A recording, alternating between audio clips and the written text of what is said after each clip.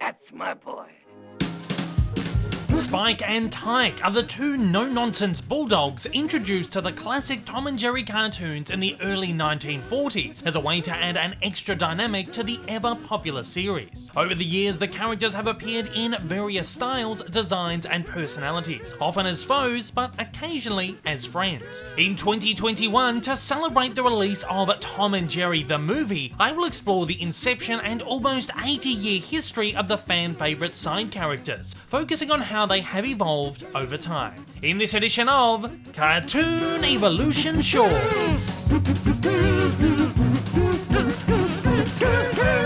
In 1937, animators William Hanna and Joseph Barbera joined the newly formed MGM Cartoon Studio as directors and storymen, in effort to develop new characters to potentially rival Disney's Mickey Mouse. Together, they concocted a cat and mouse pair who would always be seen in conflict with one another, a duo perfect for a madcap slapstick series that could nicely utilize a chase formula. Tom and Jerry first appeared in 1940 cartoon short Puss Gets the Boot, and audiences immediately found its mix of character work, violence, and frenetic comedy unique and captivating. MGM was immediately inundated with requests from fans and distributors for more Tom and Jerry's, and committed to an ongoing series. In 1941, 2 more cartoons were produced, and due to their insane popularity, 5 more rapidly followed in 1942.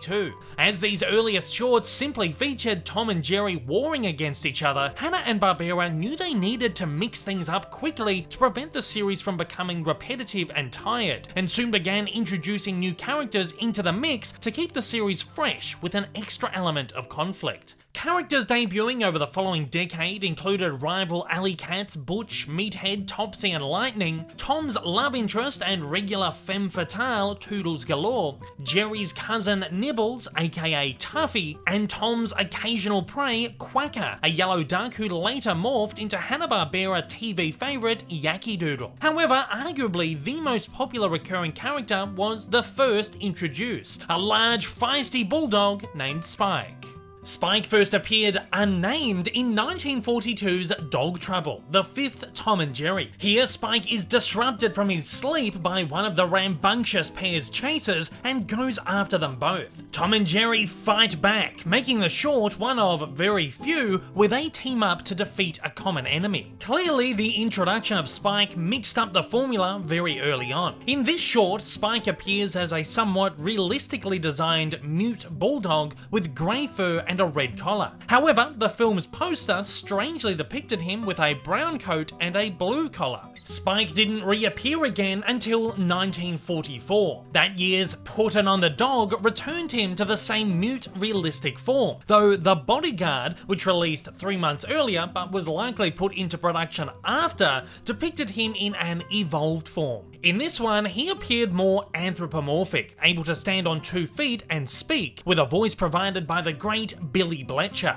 Here, Spike is rescued by Jerry from the dog catcher and, as a debt of gratitude, offers to be his bodyguard. Jerry takes advantage and uses him to constantly attack Tom, developing a relationship dynamic between the 3 characters, which was further expanded in 1945's Quiet Please, where Jerry plays Tom and Spike off of one another for the first time. Jerry tricks Tom into harming or annoying Spike and in turn tricks Spike into attacking Tom, essentially framing the poor cat. In total, this prototype Spike appeared in 9 Hanna-Barbera shorts over 7 years, and also cameoed in Tex Avery's 1943 propaganda short, War Dogs. While he was unnamed in a majority of these, he went by the name Killer in a few, and Butch in 1948's The Truce Hurts. In 1949's Heavenly Puss, he even appeared as a red devil dog in one of Tom's nightmares. In that year's Love That Pup, he finally took the name Spike and was given a son named Tyke, likewise a grey bulldog with a red collar. Tyke, much like the earlier Spike, was mute, only able to bark and yap, and was similarly feisty. That said, with the arrival of Tyke, Spike's demeanour was softened, though he still remained rough and tough. To fit the new personality, he was given a new voice, a thick New York accent inspired by showman Jimmy Durante, provided by the prolific Dawes Butler. Spike was also made significantly dumber, constantly duped by Jerry's continuously more far-fetched attempts to frame Tom, some of which used Tyke as emotional bait, essentially creating a new formula for cartoons that starred him.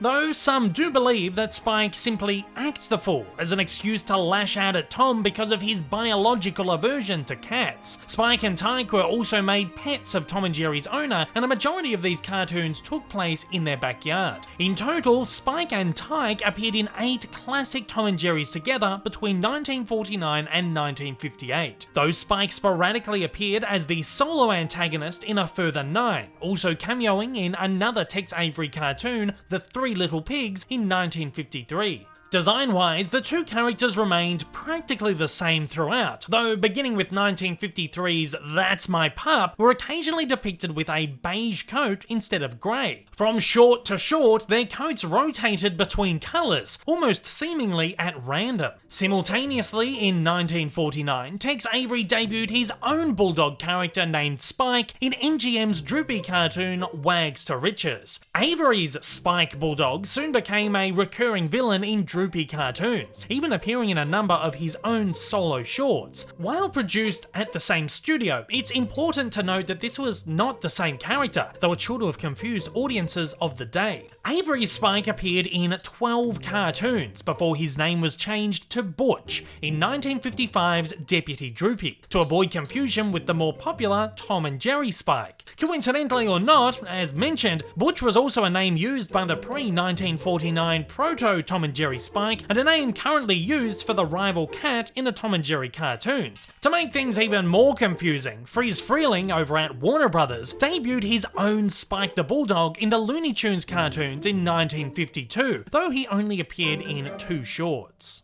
In 1954, MGM slashed the budget of the Tom and Jerry's, forcing Hanna-Barbera to reduce the quality of their shorts and move towards a more economic, limited animation style. As a result, all the characters, including Spike and Tyke, took on slightly cuter, more stylized, angular designs. The pair's final classic Tom and Jerry appearance came in 1957's Tops with Pops, and that year they spun off into their own solo series. These cartoons were more saccharine than the Tom and Jerry's, featuring none of their violence, zany gag work, ingenuity, or charm. Instead, they saw Spike and Tyke in stock standard stories that pitted them against fairly tame antagonists. In the words of animation historian Leonard Moulton, the series was forgettable. Spike and Tyke was in fact the final cartoon series to be commissioned by the MGM Cartoon Studio, which closed down in 1958 owing to monetary issues. As a result, the spin-off series was short-lived, only lasting 2 cartoons. After the studio's closure, Hanna-Barbera formed their own entertainment empire and jumped into television animation, a medium that industry leader Walt Disney had proven to be successful and lucrative. The pair instantly began developing TV series, and amongst the first was The Quick Draw McGraw Show, debuting in 1959. Each episode was split into 3 segments, or short cartoons. One such segment followed the adventures of Augie Doggy and Doggy Daddy, the father and son dog pair who get into various misadventures, clearly inspired by Spike and Tyke. Instead of being bulldogs, however, the pair were dachshunds, though notably Doggy Daddy's voice, much like Spike's, took a thick New York accent inspired by Jimmy Durante. Doug Young provided the voice of Doggy Daddy and not Spike's Dawes Butler, though he funnily enough voiced Augie Doggy instead. 3 years after the closure of their cartoon studio, MGM revived the Tom and Jerry series, outsourcing animation to various cartoon studios, including Rembrandt Films in Czechoslovakia under the leadership of Gene Deitch, and Sib Tower 12 Productions with Chuck Jones at the helm. While neither Spike nor Tyke appeared in these cartoons, it's worth noting that two of Deitch's shorts featured brief appearances of a Bulldog character, and the Jones shorts featured one named C.H. Butcher III, who appeared as a recurring antagonist in 6. Butcher, whose name once again sounds surprisingly similar to Butch, actually served the exact same purpose as Spike in these shorts, with Jerry constantly playing him and Tom off of one another. This Bulldog appeared closer in appearance to Avery's and was, like the early Spike, unable to talk. There's been no recorded explanation as to why Jones decided to create a new character instead of just using Spike, though I'm sure audiences of the time were none the wiser. Spike and Tyke didn't officially appear again until 1975's Tom and Jerry show, which marked the return of Hanna-Barbera to the characters. As this series was made for TV, the chase formula and all of the violence were eradicated, now depicting the lead characters as friends traveling the world on adventures. Here, Spike appears as a regular antagonist and sometimes ally, though Tyke was nowhere to be seen. Owing to the series' low-budget, limited animation production style, Spike appears crudely drawn and not at all reminiscent of his original design, with a stumpier, plumper, less caricaturized look. Here, he has a beige coat and is able to speak. Some shorts took on the classic Spike and Jerry vs. Tom formula, others pitted him against both, and others saw him teaming up with both. Similarly, Spike appeared regularly in Filmation's The Tom and Jerry Comedy Show, which debuted in 1980. Each episode featured 2 short Tom and Jerry cartoons and 1 droopy, strung together with wraparounds. Spike appeared in a total of 14 shorts, usually alongside Tom and Jerry in their usual formula. However, he also appeared as the antagonist in a number of droopy shorts, where he was essentially used in the role of Avery Spike, somewhat blending the two characters together, further confusing audiences. While Tyke only appeared in 2 shorts throughout, he regularly appeared in the wraparounds. Owing to the series' incredibly poor animation, Spike and Tyke took on simplified versions of their original designs, complete with grey coat. Airing from 1990 was Babyfication series Tom and Jerry Kids, produced by Hanna-Barbera and Turner Entertainment. Much like the previous series, Kids presented not only Tom and Jerry shorts, but ones headlined by various characters, including Spike and Tyke. While Tom and Jerry both took on infantile designs, Spike was strangely depicted in his usual adult form, in a design close to his original. Tyke, on the other hand, was seen as an adolescent, and for the first time ever was given a voice. Here, both characters were seen in their traditional grey coats, and Tyke now had a blue collar. Clearly aimed at a much younger audience, Spike and Tyke shorts took on a strange formula, mostly depicting Spike as a placid father teaching his son the lessons of life. Spike did, however, appear in a number of Tom and Jerry segments, which took on the classic formula, while Tyke joined him in 1. Out of 16 total Spike and Tyke shorts, Tom and Jerry only crossed over once, in a very strange short, Chumpy Chums, where Spike teaches Tom to be friends with Jerry, while Tyke, in turn, teaches Spike to be friends with Tom. This series marked Spike and Tyke's final appearances for almost a decade. In the early 2000s, however, Tom and Jerry returned to theatrical cartoons in 2 shorts. 2001's The Mansion Cat reverted the characters to their simplistic 1970s designs and featured Spike in a very small cameo. Though in 2005's The Karate Guard, he had a more substantial role, appearing as Jerry's spiritual bodyguard, kitted out in samurai armor, who can be called upon anytime Tom is giving him trouble. Additionally, in the early 2000s, Spike and Tyke appeared as playable characters in a number of Tom and Jerry video games, including 2 Fighters, 2000's Fists of Fury, and 2002's War of the Whiskers. In both, they appeared in their classic looks, and were depicted for the very first time in 3D designs. Spike and Tyke appeared in a handful of straight-to-DVD Tom and Jerry movies between 2002 and 2017. They appeared in 6 films together: The Magic Ring, Meet Sherlock Holmes,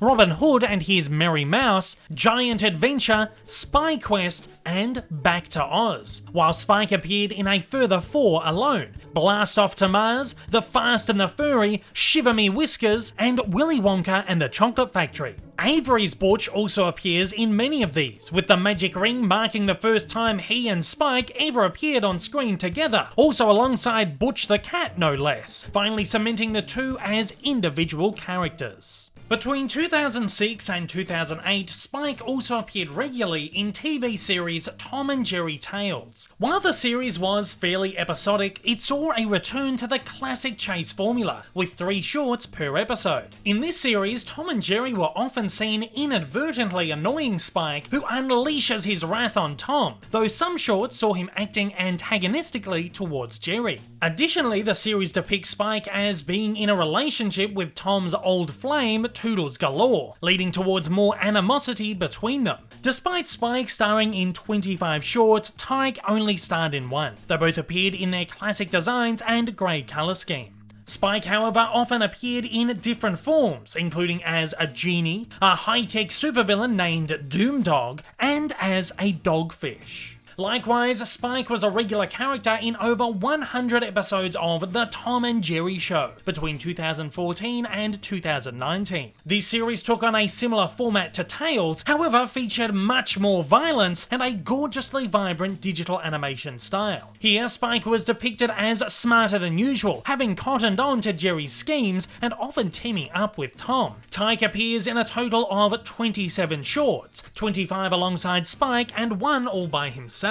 The only time outside of the comedy show wraparounds where he's been seen without his dad. Here, Spike and Tyke appeared in classic designs, but once again in their beige coats. However, Mike, Spike's twin brother, first appeared in this series and was designed exactly the same except with a grey coat and blue collar. In 2021, Spike makes his return to the big screen in Tom and Jerry the Movie, which sees Tom brought into an upper-class New York City hotel to remove Jerry, who's been causing a ruckus. When Tom fails to, Spike is brought in by hotel management to complete the job. Much like in the classic cartoons, Jerry takes advantage of Spike to counteract Tom's moves. Spike appears in his classic design, but in a CG traditional hybrid animation style. If you'd like to find out more about the history of Tom and Jerry, don't forget to check out my Tom and Jerry Evolution video, which just surpassed 1 million views. And at that, it's over to you. What is your favourite Spike and Tyke appearance? Fire away down in the comments below and let me know your thoughts. Hey everyone, if you haven't yet, smash that big old subscribe button up on your screen to keep up to date with all my content and hit that like button down below. Also, don't forget to check me out on social media and please consider supporting me over on Patreon for as little as $1 a month for exclusive videos, early access content, and to get your name up on the screen. Thanks again for watching.